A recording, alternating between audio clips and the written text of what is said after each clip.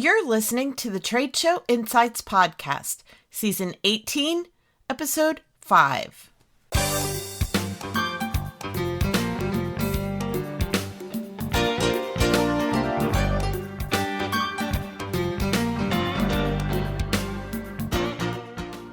I'm your host and exhibit marketing strategist, Marlis Arnold, bringing you tools to improve your exhibit results.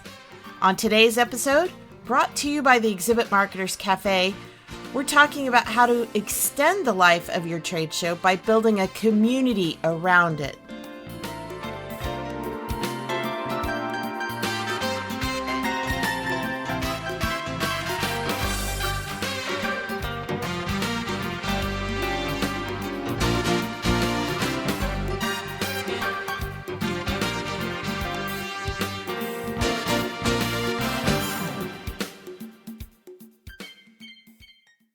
Joy Dueling has been helping leaders of associations, trade groups, and nonprofits grow and improve their member experiences since 2005.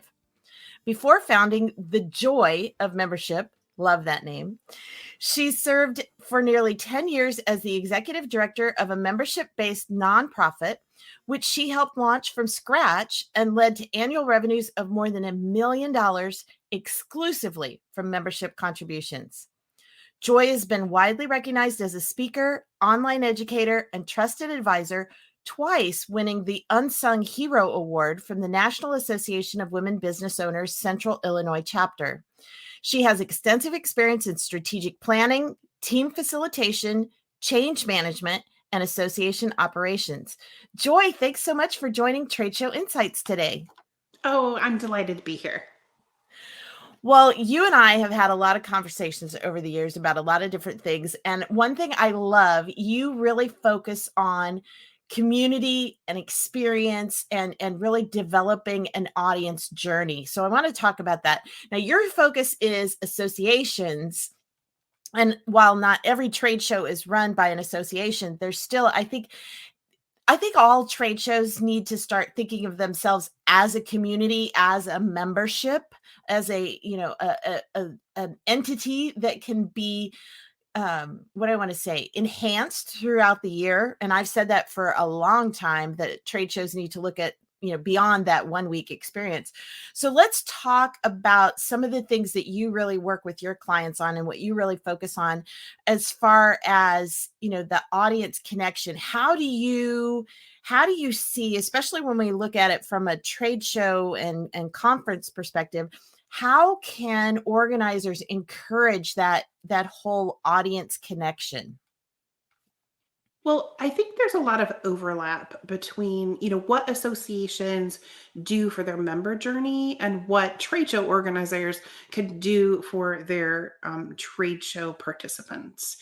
When you think of, the trade show registrants coming and having an experience, whether they be the registrants, the sponsors, the exhibitors, all of those people are having an experience with your event, whether you plan it or not.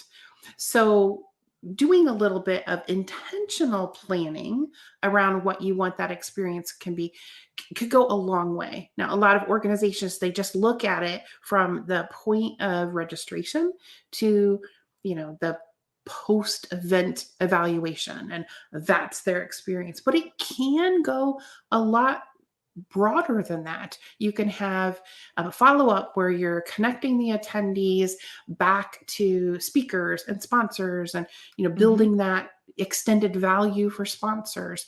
You can start it way ahead of the event by, promoting what's coming up and encouraging your previous attendees to participate. So, it doesn't have to be like this little encapsulated event. It could be an extended experience. You just have to think creatively and intentionally plan for it. Well, and I like the phrase that you used, extended value, because that's true. I think that by expanding the whole experience beyond that 1 week, that you are creating an extended value, not only for your sponsors and exhibitors, but also for the attendees as well, because they feel like that they are a part of a community. Because I mean, when you're hosting a trade show, you are bringing together people of like mind and like interests. So, I mean, that's the definition of a community, right? Absolutely. And I think that is what gets people excited about coming to an event. Yes, maybe they want to come hear some speakers, but they also enjoy connecting with people and seeing what Mhm. they have in common and catching up with folks that they haven't seen since the last event. So it's very much a community that comes together around these trade shows. Well, and that's one thing I'm hearing even more and more post pandemic is the whole idea of connecting or reconnecting. People are coming not so much for the educational content, not that they don't want that, but they're really focused on the networking in the community. I know for myself, just recently attending Exhibitor Live for the first time post pandemic, that was really what it was all about. Everybody was talking about the conversations and the networking and the connections. That was where everybody found the most value in what they were getting out of the event. So, how can organizers more intentionally plan for that? And I know you call it the roadmap to growth. And I know it's focused on just membership growth for associations, but I think a lot of those same points, and we'll link to that, by the way, in the show notes. So everybody can go check out your blog posts on that. But let's kind of drill down into some of those points. One of the first things you talk about is discovery magnets. So, how can organizers start creating these methods of discovery, these ways to, like you said, magnetically draw people to their events? Well, I think that you have to consider where people are coming from now. Do you have some steady referral sources, like reliable sources of referrals to your event, partnerships, places that you advertise that work really well? All of those things can be discovery magnets. So if you look at what's working and perhaps replicate that in other locations, other sources, that's one way of doing it. But one of the things that I encourage my clients to do is to think about, when I'm doing it, it's from a membership perspective. So I ask my clients to think about where members would be looking for the information and support that the association provides if the association did not exist. Like, Mm, where would they be out looking for whatever it is that you offer? So, for your trade show perspective, you're bringing people together, obviously, for a purpose. You're right. giving them some benefits. So, where would they be looking for that? And that is where you put your discovery magnets. That's where you put your one pagers, your interviews with sponsors, your upcoming announcements. But where would people be looking if Teaser they weren't looking at videos. you? Exactly. Yeah. Yeah. I love that. That's a really great way to look at it, as where are people seeking that kind of information and then just tapping into that, existing, um, what do you want to call it? Avenue that's already there. So that's Yeah. really, really a smart way of looking at it. So let's talk a little bit more then about, how do you communicate, whether it's, getting onboarding those very first attendees or keeping people engaged from 1 year to the next. What are you finding? I know you've done some interesting posts on communication strategies, so let's talk a little bit about that. What are you seeing? Well, I think a big part of it is being able to personalize the communication. So, if you can collect information about your attendees, about your sponsors, about, their goals for participating in the event, you can use that information to customize the communication after that. So, you can be sending them the information about speakers that are relevant to their interests. Hmm. You can connect people who have common interests and, pull them together for coffee meetings during the event, or, follow-up events afterwards. But the more information that you know about the people who are participating in your event, the more personalized that communication can be. One of the analogies that I use is, there is this app that my husband and I use a lot when we travel. He has family who lives out of state, and every time we are traveling, he will ask some like random question, like, can you find a Taco Bell around here? He likes to stop at Taco Bell when we travel. And, most of the time, if you just like search, you search for a location, you we don't want the Taco Bell that is behind us on the interstate. You want the one that's like in front of us. Mhm. So this app that we use is called iExit, and it tells you like what is ahead on the interstate exits in front of you.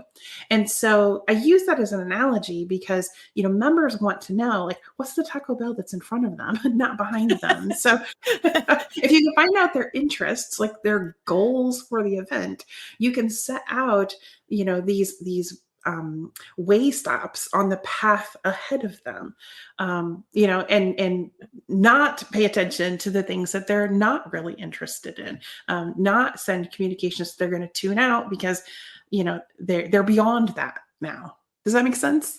That makes so much sense, and it's really funny. You had done that blog post all about the iExit app and the Taco Bells, and I've had that app on my phone for years, and I'd forgotten about it, and so I actually used that on my last road trip. I'm like, oh yeah, this really would come in handy, and it was helpful to find the gas stations. Yes, I love it. The gas prices, hotels, restaurants. Yeah, you could search for them and it tells you exactly what exits they're at. It's great for like planning stops. So like if you want to stop Yeah. an exit that has amenities. But anyway, it's great.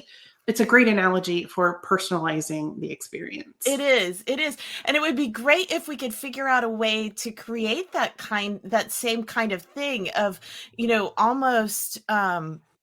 almost anticipating what their next move is going to be, and giving that to them before they even know they need it. I mean, if somebody could come up with an app like that in the events industry, they would make a fortune, right?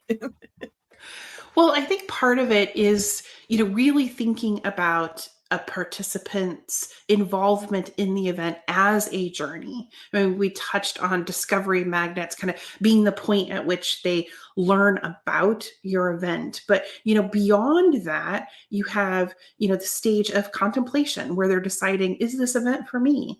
And then you have, the activation stage where they're actually signing up. And then you have onboarding, which would be like your welcome email, and like what you send to them when they initially register.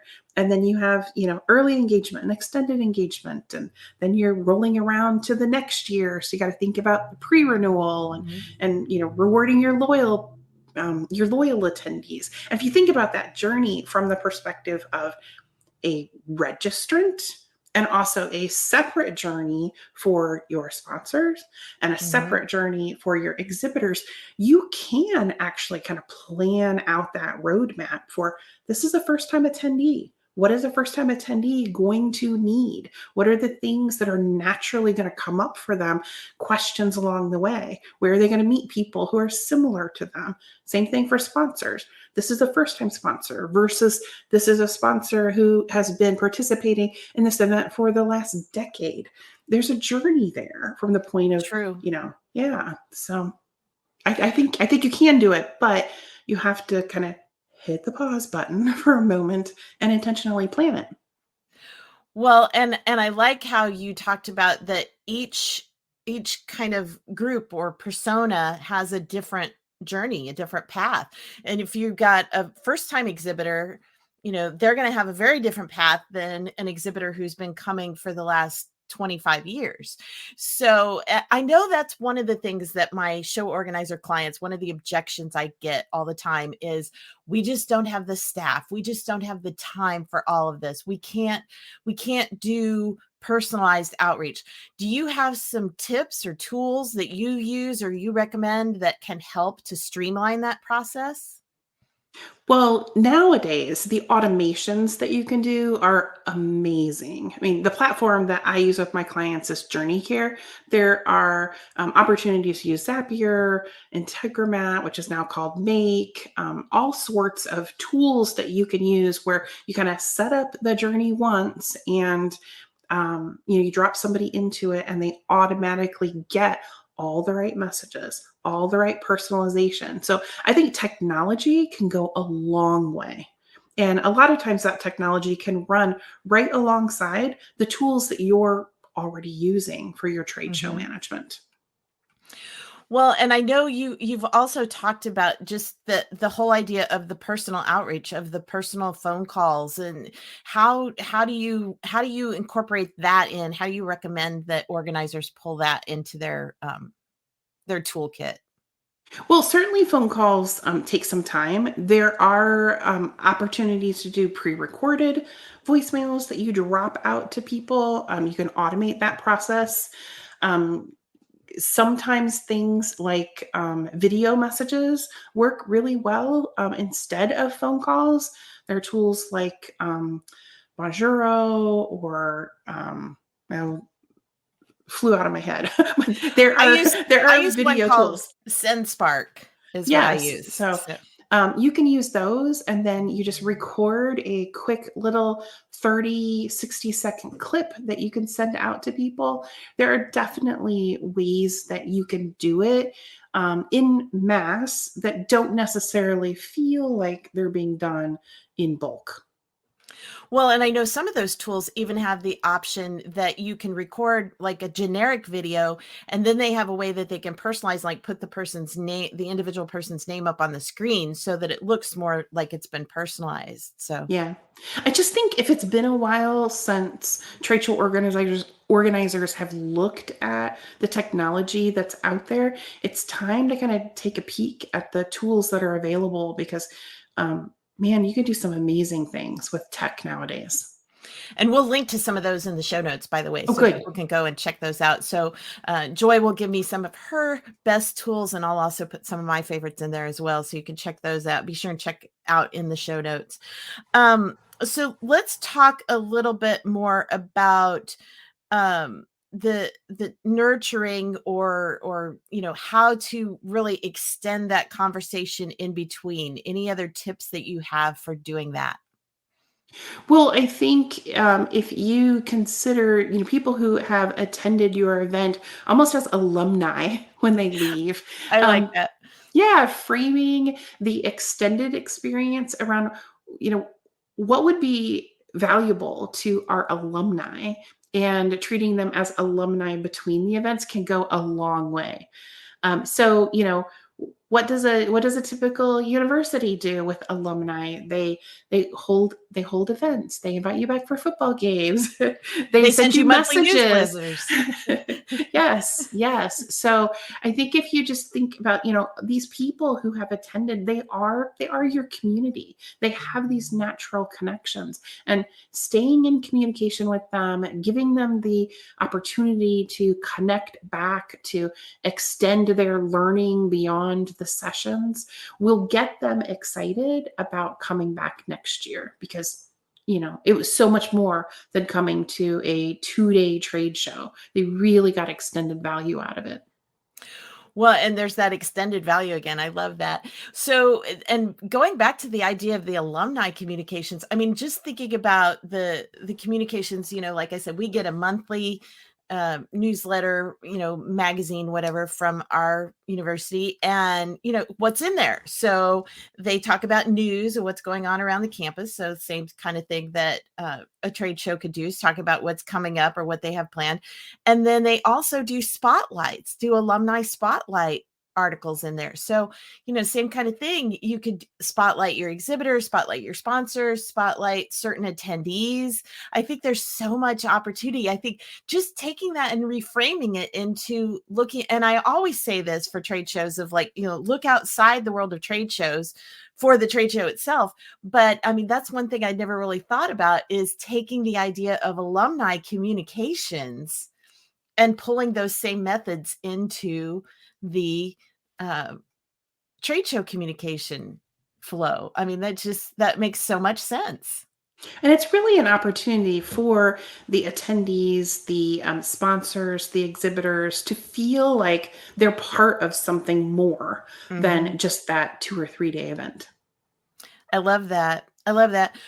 Well, Joy, any final thoughts that you want to share about, some of the tips or ahas that you think that organizers need to be aware of? Well, my team is in the process right now of planning for a big annual conference this fall for one of our clients, and so I must do what I teach. So reminding my team that we need to take a pause and plan out kind of end to end, what does this look and feel like for each of these audiences. I recognize how difficult it is to do when you're really Hmm. busy, but I also just want to encourage people um, to take the time to do it, because it truly is one of the most valuable things you can do, and it will pay off in a big way if you just can make a little bit of space to do it.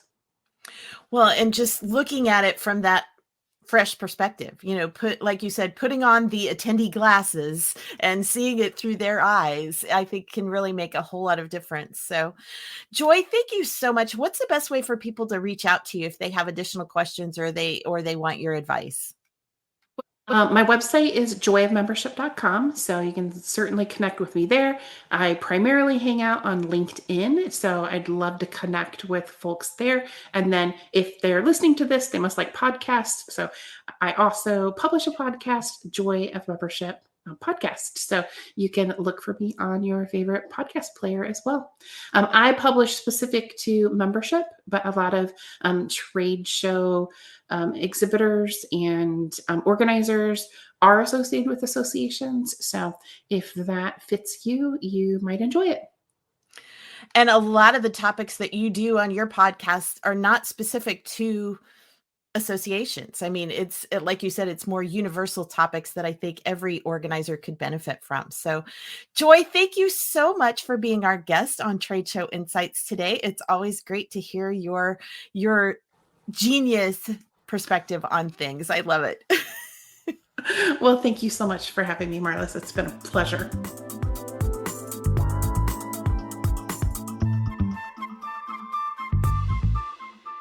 If you enjoyed today's episode and would like more, you can subscribe to the Trade Show Insights podcast and automatically receive future episodes on your chosen device. Simply search for Trade Show Insights in Apple, Spotify, Stitcher, or virtually anywhere else that podcasts are found, then click the subscribe button. Trade Show Insights is protected by the Creative Commons copyright license. You may feel free to share this recording with colleagues or embed it on your own blog as long as it's shared in its entirety and is not used for commercial purposes. To learn more, please see the link in the sidebar of the show notes at tradeshowinsights.com. Well, that's it for this episode of Trade Show Insights. Be sure to check out our show notes and archives at tradeshowinsights.com. You can also connect with me using the social media links or the contact page on the site. I'm Marlis Arnold. Thanks for listening, and be sure to join us next time for more tools to improve your exhibit results.